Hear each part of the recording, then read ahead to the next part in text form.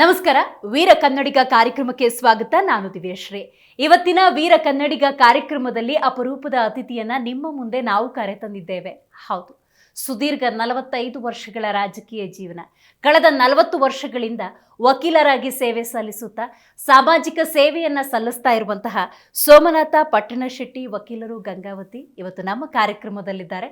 Sir, ನಿಮಗೆ ಕಾರ್ಯಕ್ರಮಕ್ಕೆ ಸ್ವಾಗತ. ನಮಸ್ಕಾರ.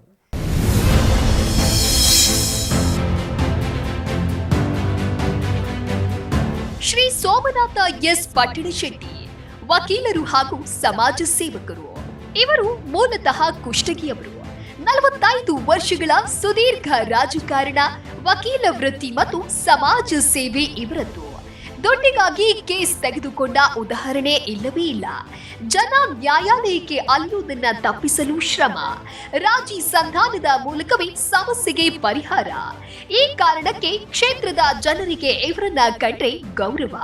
ನಿರೀಕ್ಷೆಗಳೇ ಇಲ್ಲದೆ ನಿರಂತರ ಸಮಾಜ ಸೇವೆ ಮಾಡುತ್ತಿರೋ ಮಹಾನುಭಾವ ಇವರು. ಜನತಾ ಪಕ್ಷದ ಅಧ್ಯಕ್ಷರಾಗಿ ಅವಿಸ್ಮರಣೀಯ ಸೇವೆ, ಜನಹಿತ ನನ್ನ ಗುರಿ ಅನ್ನೋ ಪುಣ್ಯಾತ್ಮ. ಇವರು ಶಾಸಕರಾಗಬೇಕು ಅನ್ನೋದು ಜನರ ಹಂಬಲ. ಬಸವರಾಜ ರಾಯರೆಡ್ಡಿ ಇವರ ಆತ್ಮೀಯ ಸ್ನೇಹಿತರು. ಸಿದ್ದರಾಮಯ್ಯನವರು ಹಲವು ಬಾರಿ ಪಟ್ಟಣಶೆಟ್ಟಿಯವರ ಸೇವೆ ಸ್ಮರಿಸುತ್ತಾರೆ. ಇವರಿಗೆ ಜಿ ಕನ್ನಡ ನ್ಯೂಸ್ ವೀರ ಕನ್ನಡಿಗ ಅವಾರ್ಡ್ ನೀಡಲು ನಾವು ಹೆಮ್ಮೆ ಪಡುತ್ತೇವೆ.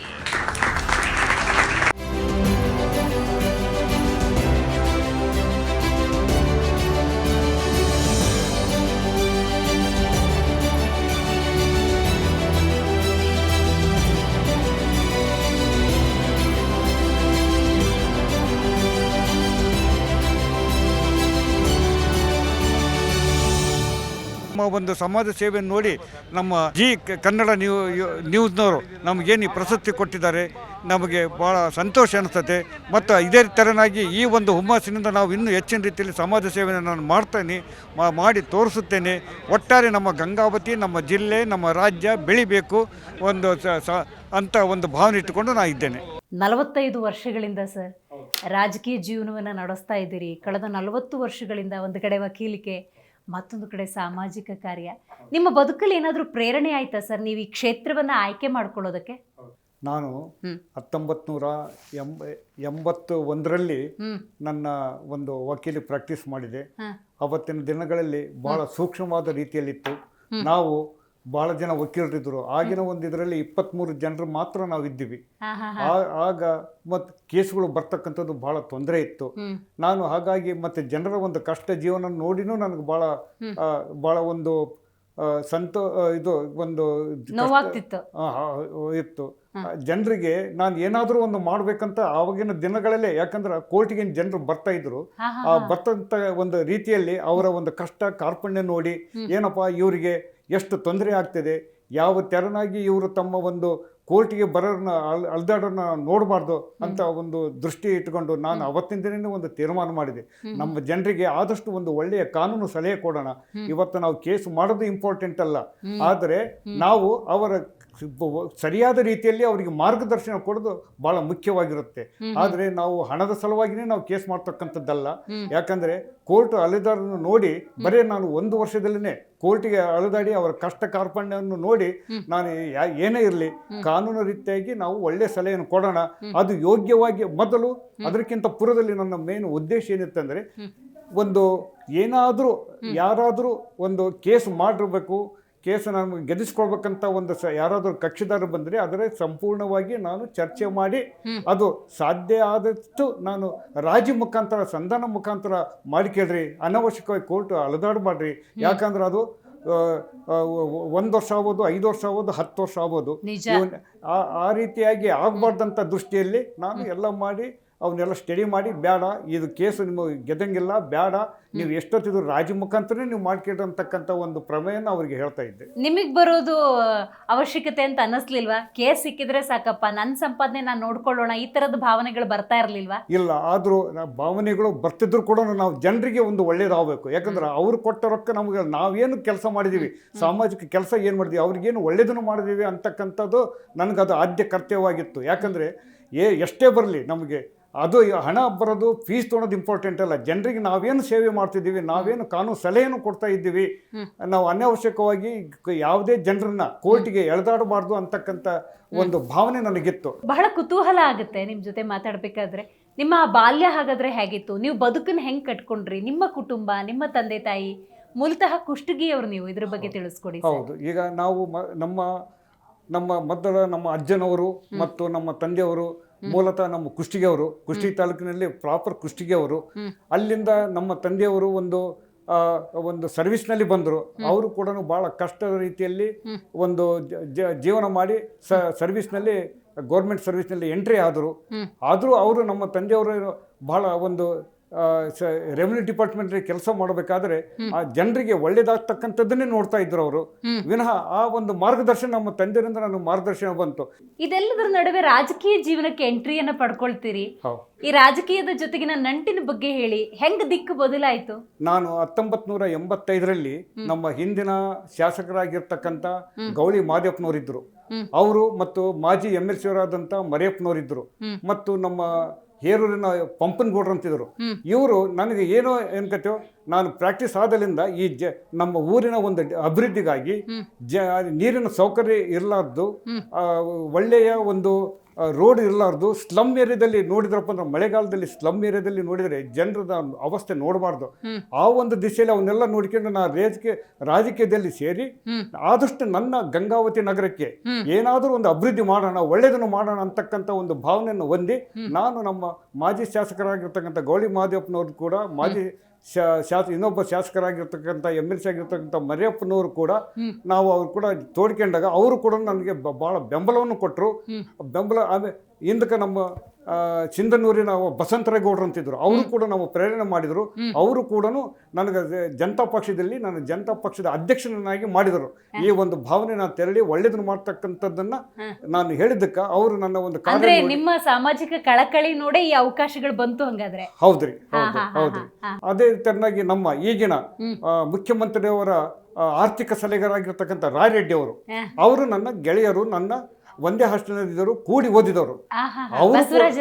ಬಸವರಾಜ ರಾಯರೆಡ್ಡಿ ಅವರು ಹಿಂದಕ್ಕೆ ನಮ್ಮ ಯೂನಿವರ್ಸಿಟಿ ಲಾ ಕಾಲೇಜಿನಲ್ಲಿ ಜನರಲ್ ಸೆಕ್ರೆಟರಿ ಎಲೆಕ್ಷನ್ ನಿಂತಾಗ ನಾವೆಲ್ಲ, ಆತನು ಭಾಳ ವರ್ಕರು, ಭಾಳ ಎಲ್ಲ ನಮ್ಮ ಒಂದು ಊರಿಗೆ ಒಳ್ಳೇದು ಮಾಡಬೇಕು, ನಮ್ಮ ಕಾಲೇಜಿಗೆ ಒಳ್ಳೇದು ಮಾಡ್ಬೇಕಂತಕ್ಕಂಥ ಆ ದಿಶೆಯಲ್ಲೇ ಜನತಾ ಪರಿವಾರ ಇದ್ದಾಗ ನಮ್ಮ ನಜೀರ್ ಸಾಬ್ರ ಜೊತೆಗೆ ಅನನ್ಯ ಭಾವನೆ, ಅನನ್ಯ ಗೆಳೆತನ ಇತ್ತು ಅವರಿಗೆ. ಅವರು ರಾಜಕೀಯ ಮಾಡಬೇಕಾದಾಗ, ಓದಬೇಕಾದಾಗನೇ, ಲಾ ಡಿಗ್ರಿ ಓದಬೇಕಾದ್ರೆ ಅವ್ರು ಏನಪ್ಪ ಅಂದ್ರೆ ರಾಜಕೀಯದಲ್ಲಿದ್ದರು. ಅವ್ರದ್ದು ಒಂದು ಪ್ರೇರಣೆ ನನಗೆ ಬಂದಿದೆ. ರಾಯರೆಡ್ಡಿ ಅವ್ರದ್ದು ನಾವು ರಾಜಕೀಯ ಪ್ರೇರಣೆ ಬಂದಿದೆ. ಇವತ್ತಿಗೆ ರಾಯರೆಡ್ಡಿ ಅವರ ಜೊತೆಗಿನ ಒಡನಾಟ ಹೆಂಗಿದೆ? ಅವರು ಒಂದು ಒಳ್ಳೆಯ ಆತ್ಮೀಯ ಗೆಳೆಯರು, ಈಗೂ ಕೂಡ ನನಗೆ ಭಾಳ ಆತ್ಮೀಯರಿದ್ದಾರೆ. ಅವ್ರ ಬಗ್ಗೆ ನನಗೆ ಭಾಳ ಅನನ್ಯ ಗೌರವ ಇದೆ. ಅವರು ಹಿಂದಕ್ಕೆ ಅವರು ಹೌಸಿಂಗ್ ಮಿನಿಸ್ಟರ್ ಆಗಿದ್ದರು ನಮ್ಮ ರಾಜ್ಯ ಸರ್ಕಾರದಲ್ಲಿ. ತದನಂತರ ಅವರು MP ಆಗಿದ್ದರು. MP ಆಗಬೇಕಾದ್ರೆ ಅವರು ನನಗೊಂದಿನ ಫೋನ್ ಮಾಡಿದರು, ಅಲ್ರಿ ನಾನು ಇವಾಗ ನನಗೆ ನಿಮ್ಮ ಗಂಗಾವತಿ ತಾಲೂಕಿನ ಒಂದು ಎಂಟರ್ ಸಮಗ್ರ ಕಾರ್ಯಕರ್ತರ ಲಿಸ್ಟ್ ಬೇಕು ಅಂದರು. ಅಲ್ರಿ ಸರ್, ಒಮ್ಮಿದ್ದೊಮ್ಮೆಲೆ ನೀವು ಬೇಕು, ಒಂದು ವಾರದಲ್ಲಿ ಬೇಕಂದ್ರೆ ಅದು ಹೇಗೆ ಸಾಧ್ಯ? ಇಲ್ಲ, ಅದೆಲ್ಲ ಬೇಕು ಅಂದಾಗ ಒಟ್ಟು ನಂದು ಉದ್ದೇಶ, ನಾನು ಬೇಡ ಅಂದೆ. ನೀವು MP ಎಲೆಕ್ಷನ್ಗೆ ಬ್ಯಾಡ್ರಿ, ವಸತಿ ಮಂತ್ರಿ ಆದ್ರಿ, ಇದೇ ಕಂಟಿನ್ಯೂ ಇರ್ರಿ ಅಂತ ಅಂದೆ. ಆಗ ಇಲ್ಲ, ನನಗೆ ದೇವೇಗೌಡರು ಬಿಡವಲ್ರು, ನನ್ನ ಕೇಂದ್ರ ಕಳಿಸ್ಬೇಕಂತ ಮಾಡಿದ್ದಾರೆ, ಆದ ಕಾರಣ ಹೋಗ್ಲೇಬೇಕು, ನಿರ್ವಹ ಇಲ್ಲ, ನೀನೇನಪ್ಪ ಗಂಗಾವತಿದೆಲ್ಲ ಉಸ್ತುವಾರಿ ನೋಡ್ಕೋಬೇಕು, ನನಗೆ ಕಾರ್ಯಕರ್ತರ ಲಿಸ್ಟ್ ಕೊಡ್ಬೇಕಂತ ಅವಾಗ ಹೇಳಿದ್ರು ಅವರು MP ನಿಂತಾಗ. ಅವರು ಆಗ ನಾವೆಲ್ಲ ಭಾಳ ಕಷ್ಟಪಟ್ಟು ನಮ್ಮ ಗೆಳೆಯನಿಗಾಗಿ, ನಮ್ಮ ಕ್ಲಾಸ್ಮೇಟಿನಿಗಾಗಿ ನಾನು ಏನಾದರೂ ಒಂದು ಮಾಡಬೇಕಂತ ರೀತಿಯಲ್ಲಿ ನಾನು ಸರಿಯಾದ ರೀತಿ ಎಲ್ಲ ಕಾರ್ಯಕರ್ತರ ಲಿಸ್ಟ್ ತೆಗೆದುಕೊಂಡು ಹಳ್ಳಿಗೆ ಹೋಗಿ ನಮ್ಮ ರಾಯರೆಡ್ಡಿ ಅವ್ರನ್ನ ಗೆಲ್ಲಿಸಲೇಬೇಕಂತಕ್ಕಂಥ ಭಾವನೆ ಇಟ್ಟುಕೊಂಡು ನಾವು ಮಾಡಿದ್ವಿ. ಅದರಿಂದ ಅವ್ರು ಗೆದ್ದರು. ಅವರು ನನ್ನ ಬಗ್ಗೆ ಭಾಳ ಅತೀವ ಗೌರವನೂ ಇದೆ. ಸಿದ್ದರಾಮಯ್ಯನವರು ಕೂಡ ನಿಮ್ಮ ಬಗ್ಗೆ ಆಗಾಗ ಉಲ್ಲೇಖ ಮಾಡ್ತಿರ್ತಾರೆ, ಇದ್ರ ಬಗ್ಗೆ ತಿಳಿಸ್ಕೊಡಿ ಸರ್. ಮಾನ್ಯ ಸಿದ್ದರಾಮಯ್ಯರು ನಿಜವಾಗಿ ಎಲ್ಲ ಸಮಾಜದವರಿಗೆ ಬೇಕಾದವರು, ಎಲ್ಲ ಸಮಾಜದವರಿಗೆ. ಇಂಥ ಬರೀ ಒಂದೇ ಸಮಾಜಕ್ಕೆ ಸೀಮಿತ ಅಲ್ಲ ಅವರು. ನಿಜವಾಗಿ ನಾವು ನೆನೆಸ್ಬೇಕು, ವೀರಶೈವ ಸಮಾಜದವ್ರು ನೆನೆಸ್ಬೇಕು, ಅಲ್ಪಸಂಖ್ಯಾತರು ನೆನೆಸ್ಬೇಕು, ಅಹಿಂದ ಸಮಾಜದವರು ನೆನೆಸ್ಬೇಕು, ಎಲ್ಲ ಸಮಾಜದವರು. ಅವರು ಎಲ್ಲ ಸಮಾಜಕ್ಕೂ ಅವರು ಪ್ರಿಫರೆನ್ಸ್ ಕೊಟ್ಟಿದ್ದಾರೆ. ಒಂದು ನಾನು 1992ರಲ್ಲಿ ನಾವು ಆಗಾಗ ನಮ್ಮ ಹಿಂದ ಕೊಪ್ಪಳದ ಅಂಗಡಿ ಹನುಮಂತಪ್ಪನವ್ರು ಅಂತಿದ್ರು, ಅವರು ಜಿಲ್ಲಾಧ್ಯಕ್ಷರಿದ್ದರು. ನಾನು ಗಂಗಾವತಿ ತಾಲೂಕಾ ಜನತಾ ಪಕ್ಷದ ಅಧ್ಯಕ್ಷರಿದ್ದೀವಿ. ಇದ್ದಾಗ ಅವರು ನಾವು ಆಗಾಗ ಏನಪ್ಪ ನಮ್ಮ ಮಾನ್ಯ ಶ್ರೀ ಈಗಿನ ಜನಪ್ರಿಯ ಮುಖ್ಯಮಂತ್ರಿಗಳಾಗಿರ್ತಕ್ಕಂಥ ಸಿದ್ದರಾಮಯ್ಯನವ್ರ ತಲ್ಲೇ ನಾವು ಆಗಾಗ ಭೇಟಿ ಕೊಡ್ತಿದ್ವಿ. ಆಗಲಿಂದ ಅವರು ನನ್ನ ಮೇಲೆ ಭಾಳ ಒಂದು ಒಡನಾಟ ಇದೆ. ಒಮ್ಮೆ ಗಂಗಾವತಿಯಲ್ಲಿ ಹೊಸಳ್ಳಿ ಗ್ರಾಮದಲ್ಲಿ ಬೀರಲಿಂಗೇಶ್ವರ ಗುಡಿ ಅಂತ ಒಂದು ಗುಡಿ, ಅದನ್ನು ಉದ್ಘಾಟನೆ ಸಭೆ ಬಂದಿದ್ರು. ಆಗ ನಮ್ಮ ಮಾಜಿ ಎಂಪಿಗಳಾಗಿರ್ತಕ್ಕಂಥ ಎಚ್ ಜಿ ರಾಮ್ಲವರು ಅವರ ಒಂದು ಮನೆಗೆ ಬಂದಿದ್ರು. ಆದ್ರೆ ಅವ್ರ ಮನೆಯಲ್ಲಿ ಇಲ್ಲ ವಕೀಲ್ರೆ, ನಾವು ನಿಮ್ಮ ಮನೆಗೆ ಬರ್ತಿದ್ದೀವಿ, ನಿಮ್ಮ ಮನೆಯಲ್ಲೇ ಊಟ ಮಾಡೋಣ, ನೀ ನಮ್ಮ ಆತ್ಮೀಯ ಮನುಷ್ಯ ಇದಿದೆ ಅಂತ ತಿಳ್ಕೊಂಡು ನಮ್ಮ ಮನೆಗೆ ಬಂದು ಅವತ್ತ ಬೀರಲಿಂಗೇಶ್ವರ ಗುಡಿ ಉದ್ಘಾಟನೆ ಆದಮೇಲೆ ನಮ್ಮ ಮನೆಗೆ ಬಂದು ನಮ್ಮ ಒಂದು ಆತಿಥ್ಯವನ್ನು ಸ್ವೀಕಾರ ಮಾಡಿದ್ರು. ಆದ್ರೆ ಅವರು ಒಮ್ಮೆ ನಂಬಿಕೆ ಇಟ್ಟ ಮೇಲೆ ಕೊನೆಯವರೆಗೂ ಮರೆಯೋದಿಲ್ಲ. ನಂಬಿಕೆ ಇಂಪಾರ್ಟೆಂಟು, ವಿಶ್ವಾಸ ಇಂಪಾರ್ಟೆಂಟು. ಸಿದ್ದರಾಮಯ್ಯನವರು ನಂಬಿಕೆಗೆ ಅರ್ಹವಾದಂಥವ್ರು, ವಿಶ್ವಾಸಕ್ಕೆ ಅರ್ಹರಾದಂಥವರು. ಅದು ಇವತ್ತಿಗೂ ನನಗೆ ಅವರು ಸಣ್ಣವರು ದೊಡ್ಡವರು ಅಂತಕ್ಕಂಥ ಭಾವನೆ ಇಲ್ಲ. ಮಾನ್ಯ ಶ್ರೀ ಸಿದ್ದರಾಮಯ್ಯನವರಿಗೆ ಅವರು ನನಗೆ ಯಾವತ್ತೂ ಕಾಣಲಿ. ಅವತ್ತಿನಿಂದ ಅವರು 2006ದಾಗ ಜನತಾ ಪಕ್ಷದಿಂದ ಕಾಂಗ್ರೆಸ್ಗೆ ಹೋದ್ರು. ನಾನು ಅವ್ರು ಎಲ್ಲಿ ಹೋದ್ರು 2006ರಿಂದ ಕಾಂಗ್ರೆಸ್ಗೆ ಹೋದ್ಕೊಳ್ಳಿ ಅವ್ರ ಜೊತೆಗೇನೆ ನಾನು ಕಾಂಗ್ರೆಸ್ಗೆ ಹೋಗಿ ಅವರ 2006ರಲ್ಲಿ ನಡೀತಕ್ಕಂಥ ಚಾಮುಂಡೇಶ್ವರಿ ಎಲೆಕ್ಷನ್ದಲ್ಲಿ ನಾನು ಅವರ ಸಲುವಾಗಿ ಅಲ್ಲಿನೂ ನಾನು ಕೆಲಸ ಮಾಡಿದ್ದೇನೆ. ಅವಾಗ ಅವ್ರು ಗೆದ್ರು. ಅವರಿಂದ ಆಕ್ಚುಲಿ ಕಾಂಗ್ರೆಸ್ ಅವತ್ತು ಅದೇ ರೀತಿಯಲ್ಲಿ ಇದ್ದಿಲ್ಲ. ಮಾನ್ಯ ಶ್ರೀ ಸಿದ್ದರಾಮಯ್ಯನವರಿಂದನೇ ಆವತ್ತಿಂದ 2006ದಿಂದ ಮಾನ್ಯ ಶ್ರೀ ಸಿದ್ದರಾಮಯ್ಯನವರಿಂದನೇ ಕಾಂಗ್ರೆಸ್ ಇನ್ನೂ ಹೆಚ್ಚಿನ ರೀತಿಯಲ್ಲಿ ಲೈಫ್ ಬಂದಿದೆ. ಸರ್, ಈಗ ಜನತಾ ಪಕ್ಷದ ಅಧ್ಯಕ್ಷರಾಗೋದು ಅಂದ್ರೆ ಅದಷ್ಟು ಸುಲಭದ ಮಾತಲ್ಲ. ಅಂತ ದೊಡ್ಡ ಜವಾಬ್ದಾರಿಯನ್ನ ನೀವು ನಿಭಾಯಿಸಿದಿರಿ. ಆ ದಿನಗಳನ್ನ ನೆನಪು ಮಾಡ್ಕೋಬಹುದಾ? ಸವಾಲಿನ ಸನ್ನಿವೇಶಗಳು ಎದುರಾಗ್ತಿರ್ತಾವಲ್ವಾ ಅಂತ. ಹೌದ್ರಿ. ಅವಾಗ ನಾನು ನನ್ನ ಜೊತೆಗೆ ಈ ಹಿಂದೆ ಏನಪ್ಪ ಅಂದ್ರೆ ಒಂದು ಧೈರ್ಯದಿಂದ ನಾನು ನನ್ನ ಎಲ್ಲ ಆತ್ಮೀಯರನ್ನು ಕರ್ಕೊಂಡು, ಆಗ ಆಚಾರ್ಯ ನರಸಾಪುರ ಬಸಣ್ಣವ್ರು ಅಂತಿದ್ರು, ಮೈಬೂಬ್ ಸಾಬ್ರು ಅಂತಿದ್ರು, ಆಮೇಲೆ ಇನ್ನು ಸಾಕಷ್ಟು ಜನರು ನನಗೆ ಬೆಂಗಾಲಾಗಿ ನಿಂತರು. ವಕೀಲರೇ, ನೀವೆಲ್ಲ ಒಂದು ಸಾಮಾಜಿಕ ಸೇವೆ ಮಾಡ್ತಕ್ಕಂಥ ಭಾವನೆ ಇದೆ, ಎಲ್ಲ ಜನರಿಗೆ ಒಳ್ಳೆಯದನ್ನು ಮಾಡ್ಬೇಕಂತಿದೆ, ಮತ್ತು ನೀವು ಜನರಿಗೆ ಬಡವರು ಬಗ್ಗರಿಗೆ ನೀವು ಏನಾದರೂ ಸೌಕರ್ಯ ಒದಗಿಸ್ಕೊಡ್ಬೇಕೆಂಬ ಭಾವನೆ ಇದೆ, ನೀವು ಮುಂದೆ ಬರ್ರಿ ಅಂತ ಅವರೊಂದು ಪ್ರೇರಣೆ ಮಾಡಿದ ಮೇಲೆ ನಾವು ಅವಾಗ ಜನತಾ ನಮ್ನೆಲ್ಲ ನೋಡ್ಕೊಂಡು ಇವರು ರಾರೆಡ್ಡಿ ಅವರು ಏನು ಮಾಡಿದ್ರು, ಒಮ್ಮೆ 1995ರಲ್ಲಿ ರಾಮಕೃಷ್ಣ ಹೆಗಡೆಯವರು ಮತ್ತು ದೇವೇಗೌಡರು ಇಬ್ಬರು ಒಂದು ಗೂಡಿ 1995ರಲ್ಲಿ ಇಬ್ಬರು ಒಂದು ಗೂಡಿ, ಮೊದಲ ಬೇರೆ ಬೇರೆ ಆಗಿಬಿಟ್ಟಿದ್ರು, 2 ಪಕ್ಷ ವಿಭಾಗ ಆಗಿತ್ತು. ಅವ್ರಿಗೆ 95ರಲ್ಲಿ ಇವರಿಬ್ಬರು ಒಂದಾದ ಮೇಲೆ ಮತ್ತೆ ಚುನಾವಣೆ ಬಂತು. ರಾರೆಡ್ಡಿ ಅವರು ಹೇಳಿದರು, ನೀವು ಪಟ್ಟು ಶೆಟ್ಟಿ, ನೀವು ರೆಡಿ ಆಗು, ಗಂಗಾವತಿ ವಿಧಾನಸಭಾ ಕ್ಷೇತ್ರಕ್ಕೆ ನೀನು ಅಭ್ಯರ್ಥಿ ಆಗ್ಬೇಕಂತ ಹೇಳಿದರು. ಅದಕ್ಕೆ ನಾನು ಒಂದು ಮಾತು ಆಯ್ತು ನೀವು ಹೇಳ್ದಂಗಂತ ನಾನು ಹೇಳಿದೆ. ಆದರೂ ಕೂಡ ಕಾರಣಾಂತರಗಳಿಂದ ಅದು ನನಗೆ ಅವತ್ತ ಟಿಕೆಟ್ ಸಿಗಲಿಲ್ಲ. ಮತ್ತೆ ಆದರೂ ನಾನು ಸಕ್ರಿಯವಾಗಿ ಜನತಾ ಪಕ್ಷದಲ್ಲಿದ್ದೆ. ತದನಂತರ ನಾನು ಕಾಂಗ್ರೆಸ್ಗೆ ಬರೋಕ್ಕೆ ಕಾರಣ ನಮ್ಮ ಮಾನ್ಯ ಶ್ರೀ ಸಿದ್ದರಾಮಯ್ಯನವ್ರ ಸಲುವಾಗಿಯೇ ನಾನು ಕಾಂಗ್ರೆಸ್ಗೆ ಬಂದಿದ್ದು. 2006ರಿಂದ ನಾನು ಕಾಂಗ್ರೆಸ್ಗೆ ಅವ್ರ ಜೊತೆಗೆ ಇದ್ದೇನೆ. ಮಾನ್ಯ ಶ್ರೀ ಸಿದ್ದರಾಮಯ್ಯನವರಿಂದ ನನ್ನ ಅಪಾರ ಗೌರವ, ಆತ್ಮೀಯತೆ. ಇದೆಲ್ಲದರ ನಡುವೆ ಸಾಮಾಜಿಕ ಕಾರ್ಯಗಳು, ಒಂದಲ್ಲ ಒಂದು ಕಾರ್ಯಗಳಲ್ಲಿ ನೀವು ತೊಡಗಿಸ್ಕೊಳ್ತೀರಿ, ನಿಮ್ಮ ಕೈಲಾದ ಸೇವೆಯನ್ನ ಸಲ್ಲಿಸ್ತೀರಿ. ಈಗ ದೇವಸ್ಥಾನಗಳಿರ್ಬೋದು, ಸಾಮೂಹಿಕ ವಿವಾಹ ಕಾರ್ಯಕ್ರಮಗಳಿರ್ಬೋದು, ಯಾರೋ ವಿದ್ಯಾರ್ಥಿಗಳಿಗೆ ಪುಸ್ತಕಗಳಿರೋಲ್ಲ, ಅದನ್ನು ಒದಗಿಸುವಂತ ನಿಟ್ಟಿನಲ್ಲಿ ನೀವು ಕಾರ್ಯೋನ್ಮುಖರಾಗಿದ್ದೀರಿ. ಇದನ್ನು ತಿಳಿಸ್ಕೊಡಿ ಸರ್. ಈಗ ನಾವು ನಮ್ಮ ಗಂಗಾವತಿಗೆ ಯಾವುದೇ ದೃಷ್ಟಿಯಿಂದ ಒಂದು ಸೇವೆಯನ್ನು ಮಾಡೋಣ ಅಂತ ಒಂದು ಮನೋಭಾವನೆ ಬಂದಾಗ, ನಾನು ರಾಜಕೀಯದಲ್ಲಿ ಇದ್ದಾಗೂ ಈ ಒಂದು ಮನೋಭಾವನೆ ಬಂದಾಗ ನಾನೇನು ಮಾಡಿದ್ರಿ, ಈ ಲಯನ್ಸ್ ಕ್ಲಬ್ ಗಂಗಾವತಿ ಪ್ರತಿಷ್ಠಿತ ಒಂದು ಲಯನ್ಸ್ ಕ್ಲಬ್ ಗಂಗಾವತಿಯಲ್ಲಿದೆ. ಅದರಲ್ಲಿ ಎಲ್ಲ ನಾವು ವಕೀಲರು ಮತ್ತು ಡಾಕ್ಟರ್ಸು ಮತ್ತು ಬಿಸಿನೆಸ್ ಪರ್ಸನ್ಸ್ ಎಲ್ಲ ಇದ್ದೇವೆ. ಅಲ್ಲೇ ಅದು ನಮ್ಮದು ಮೋಟೋ ಲಯನ್ಸ್ ಕ್ಲಬ್ ಅಂದರೆ ಒಂದು ಸರ್ವಿಸ್, ಜನರಿಗೆ ಎಲ್ಲ ರೀತಿಯಿಂದ ಸರ್ವಿಸ್ ಕೊಡ್ತಕ್ಕಂಥದ್ದು. ಅದು ಯಾವ ರೀತಿಯಾಗಿ, ಯಾವುದೇ ಒಂದು ಹೆಲ್ತ್ ಕ್ಯಾಂಪ್ ಇರ್ಬೋದು, ಡಯಾಬಿಟಿಕ್ ಡಿಟೆಕ್ಷನ್ ಕ್ಯಾಂಪ್ ಇರ್ಬೋದು, ಅಥವಾ ಬುದ್ಧಿಮಾಂದ್ಯ ಮಕ್ಕಳನ್ನ ಒಂದು ಸರಿಯಾದ ದಾರಿಯಲ್ಲಿ ತರಲಿಕ್ಕೆ ಇರ್ಬೋದು, ವಿದ್ಯಾರ್ಥಿಗಳಿಗೆ ಒಂದು ವಿದ್ಯಾರ್ಜನೆಯನ್ನು ಒಳ್ಳೆ ರೀತಿಯಲ್ಲಿ ಕೊಡಬೇಕಂತಕ್ಕಂಥ ಒಂದು ಮನೋಭಾವನೆ ಇದೆ ಅಂತಕ್ಕಂಥ ಹೇಳಿ ಆ ಒಂದು ಒಳ್ಳೆ ಸರ್ವಿಸ್ ಮಾಡಲಿಕ್ಕೆ ಅದು ಯೋಗ್ಯವಾದಂಥ ಒಂದು ಸ್ಥಳ ಲಯನ್ಸ್ ಕ್ಲಬ್ ಅಂತಕ್ಕಂಥದ್ದು ದೃಷ್ಟಿ ಇಟ್ಟುಕೊಂಡು ಆ ಲಯನ್ಸ್ ಕ್ಲಬ್ ಸೇರಿ ಈಗೂ ಕೂಡ ನಾವು ಸಾಕಷ್ಟು ರೀತಿಯಲ್ಲಿ ಲಯನ್ಸ್ ಕ್ಲಬ್ ಮುಖಾಂತರ ನನ್ನನ್ನು ಹಿಡ್ಕೊಂಡು ನಾನು ಆ ಲಯನ್ಸ್ ಕ್ಲಬ್ನಲ್ಲಿ ಡಿಸ್ಟ್ರಿಕ್ಟ್ ಚೇರ್ಮನ್ ಅಂತ ಇದ್ದೇನೆ. ಡಿಸ್ಟ್ರಿಕ್ಟ್ ಚೇರ್ಮನ್ ಅಂದರೆ ಈ ಫುಲ್ ಗೋವಾ ಮತ್ತು ಪಾರ್ಟ್ ಆಫ್ ಕರ್ನಾಟಕ ಈ ಎರಡು ಕೂಡಿ ಒಂದು ಡಿಸ್ಟ್ರಿಕ್ಟ್ ನಡುವೆ ನಾನು ಡಿಸ್ಟ್ರಿಕ್ಟ್ ಚೇರ್ಮನ್ ಅಂತಿದ್ದೀನಿ. ಅದ್ರ ಮುಖಾಂತರ ನಾವು ಸಾಕಷ್ಟು ಸೇವೆಗಳನ್ನ ಜನರ ಸಲುವಾಗಿ ಮಾಡ್ತಾ ಇದ್ದೀವಿ. ಇದೆಲ್ಲದರ ನಡುವೆ ಗ್ರಾಮೀಣ ಭಾಗ ಅಂದಾಗ ರಸ್ತೆಗಳ ವಿಚಾರದಲ್ಲಿ ನಿರ್ಲಕ್ಷ್ಯ ಅನ್ನೋದು ಇದ್ದೇ ಇರುತ್ತೆ. ಹೌದ್ರಿ. ಈ ನಿಟ್ಟಿನಲ್ಲಿ ನೀವು ಬಹಳಷ್ಟು ಕೆಲಸ ಮಾಡಿದ್ದೀರಿ ಸರ್. ಹೌದ್ರಿ. ಇದ್ರ ಬಗ್ಗೆ ಹೇಳಿ. ನಾವು ನಾವು ನಮ್ಮ ರೋಡು ಯಾಕಂದ್ರೆ ಮೂಲಭೂತ ಸೌಕರ್ಯ, ಒಳ್ಳೆ ನೀರು, ಒಳ್ಳೆ ಒಂದು ರೋಡು, ಇದು ಭಾಳ ಅವಶ್ಯ. ಅದು ಅಲ್ಲದೆ ನಮಗೆ ಹಳ್ಳಿಯಲ್ಲಿ ರೈತರು ಭಾಳ ಕಷ್ಟಪಡ್ತಿದ್ದಾರೆ. ಆಮೇಲೆ ಅಲ್ಲಿ ಅವರಿಗೆ ಸರಿಯಾದ ರೀತಿಯಲ್ಲಿ ಮಾರ್ಗದರ್ಶನ ಕೊಡೋರು, ಆಮೇಲೆ ಅವರಿಗೆ ಒಳ್ಳೆ ಒಂದು ಸೌಕರ್ಯ ಕೊಡ್ತಕ್ಕಂಥದ್ದು ಇಲ್ಲ.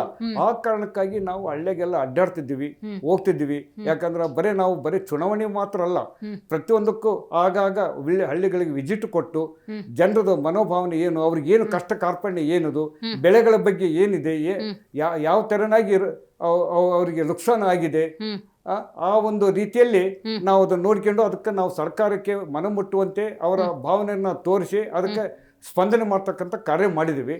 ಇನ್ನೂ ಹೆಚ್ಚಿನ ರೀತಿಯಲ್ಲಿ ಅಭಿವೃದ್ಧಿ ಆಗಬೇಕಾಗಿದೆ. ಆ ನಿಟ್ಟಿನಲ್ಲಿ ನಾನು MLA ಹೇಳಿದೆ, ನೋಡ್ರಿ ಸರ್, ನೀವು ನಮ್ಮ ಗಂಗಾವತಿ ಅಭಿವೃದ್ಧಿ ಆಗಬೇಕು, ಗಂಗಾವತಿ ನೀವು ಗೆದ್ದದಕ್ಕೆ, ಶಾಸಕರಾಗಿ ಗೆದ್ದದಕ್ಕೆ ಅದಕ್ಕೆ ಋಣ ತೀರಿಸಬೇಕು.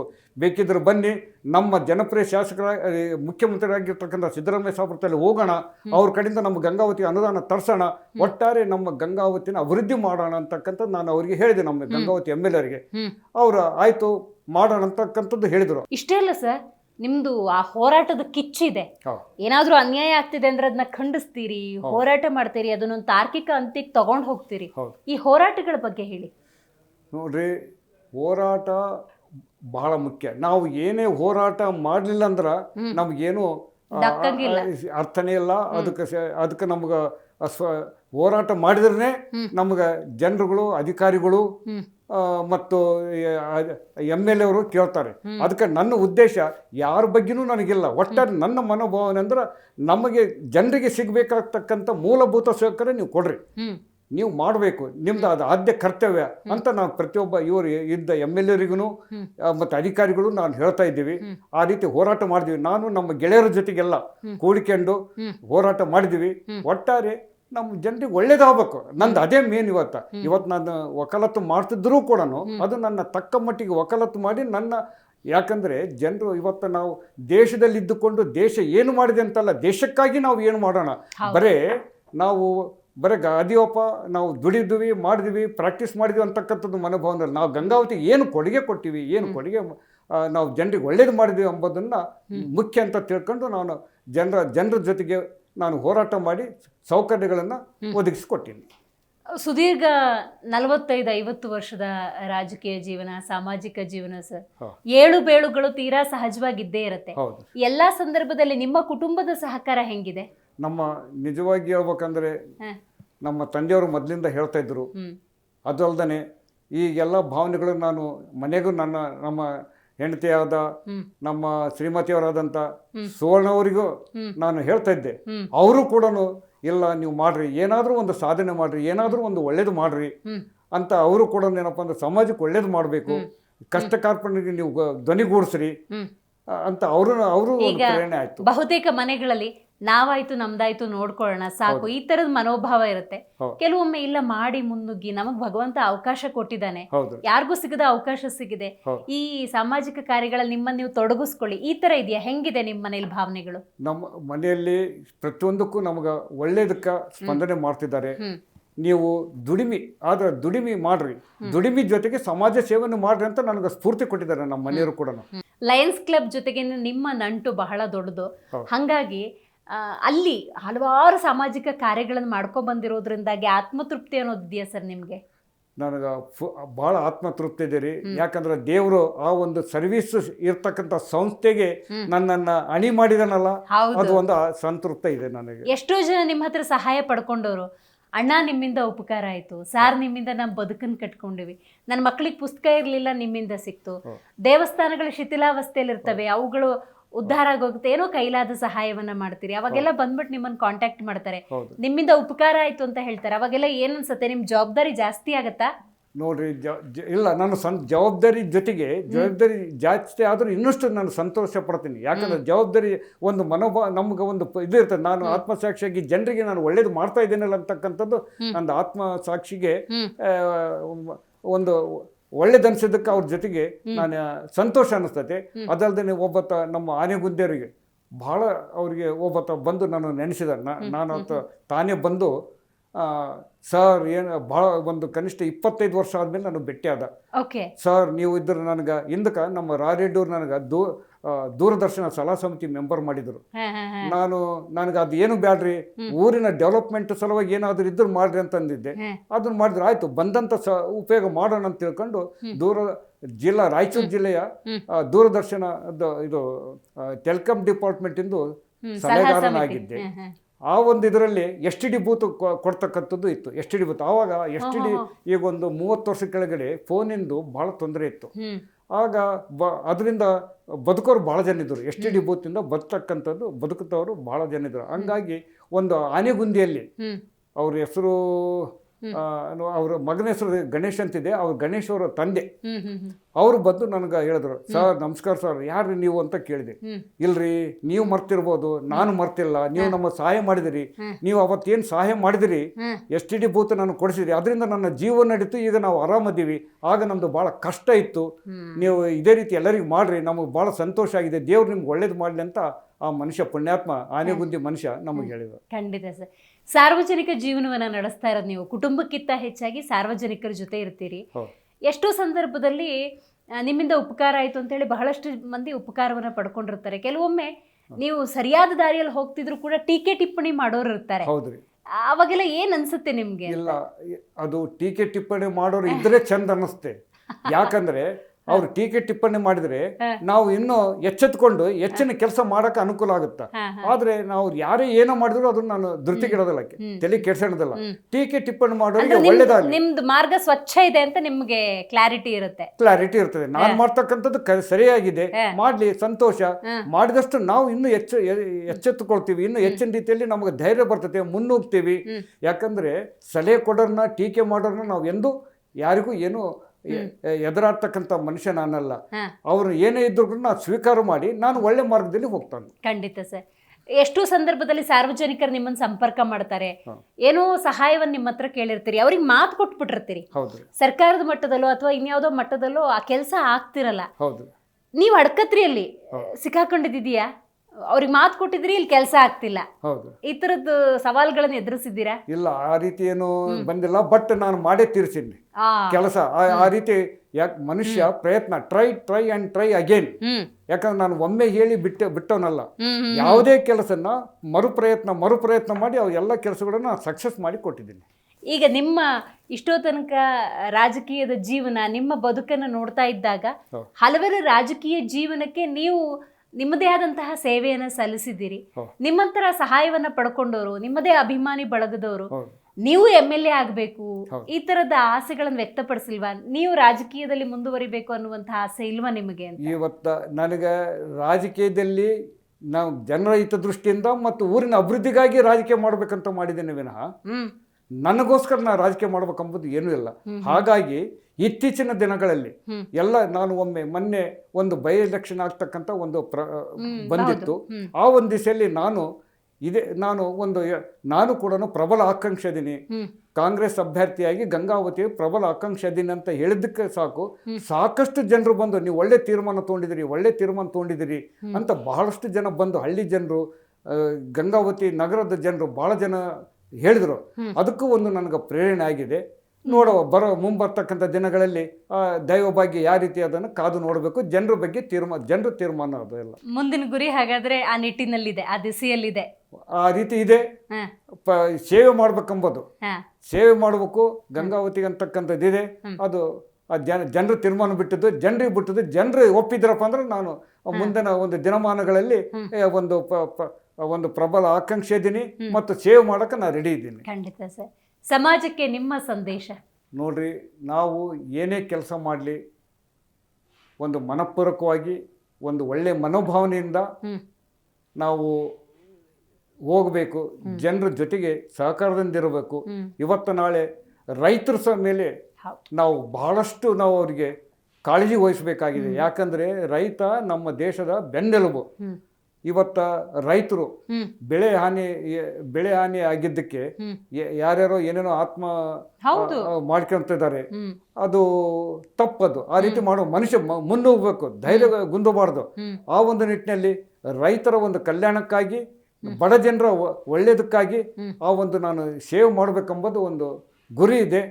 ಅದು ಜನರು ಅದಕ್ಕೆ ತೀರ್ಮಾನ ಮಾಡ್ಬೇಕು ನಮಗೆ. ಖಂಡಿತ ಸರ್. ಇವತ್ತಿನ ಕಾರ್ಯಕ್ರಮದಲ್ಲಿ ಭಾಗಿಯಾಗಿ ನಿಮ್ಮ ಬದುಕನ್ನ ನಮ್ಮ ಜೊತೆ ಹಂಚಿಕೊಂಡಿದ್ದಕ್ಕಾಗಿ thank you so much sir. ನೋಡಿದ್ರಲ್ಲ ವೀಕ್ಷಕರೇ, ಇವತ್ತಿನ ನಮ್ಮ ಕಾರ್ಯಕ್ರಮದಲ್ಲಿ ಸೋಮನಾಥ ಪಟ್ಟಣಶೆಟ್ಟಿ ಅವರು ಭಾಗಿಯಾಗಿದ್ರು. ಬಹಳ ಮುಖ್ಯವಾಗಿ ಕಳೆದ 40 ವರ್ಷಗಳಿಂದ ವಕೀಲರಾಗಿ ಸೇವೆಯನ್ನು ಸಲ್ಲಿಸುತ್ತಾ ಸಾಮಾಜಿಕ ಕಾರ್ಯಗಳಲ್ಲಿ ತೊಡಗಿಸಿಕೊಂಡು ರಾಜಕೀಯವಾಗಿ ಇವತ್ತು ಅತ್ಯುನ್ನತ ಸ್ಥಾನದಲ್ಲಿ ಬಹಳಷ್ಟು ನಾಯಕರಿದ್ದಾರೆ. ಅವರ ಗೆಲುವಿಗೆ ಇವರು ಕಾರಣರಾಗಿದ್ದಾರೆ. ಇವರ ಮುಂದಿನ ರಾಜಕೀಯ ಜೀವನ ಕೂಡ ಚೆನ್ನಾಗಿರಲಿ ಅಂತ ಆಶಿಸ್ತಾ ಇವತ್ತಿನ ಕಾರ್ಯಕ್ರಮವನ್ನು ಮುಗಿಸೋಣ. ನೋಡ್ತಾ ಇರಿ ಜೀ ಕನ್ನಡ ನ್ಯೂಸ್, ಸತ್ಯವೇ ಸುದ್ದಿಯ ಜೀವಾಳ.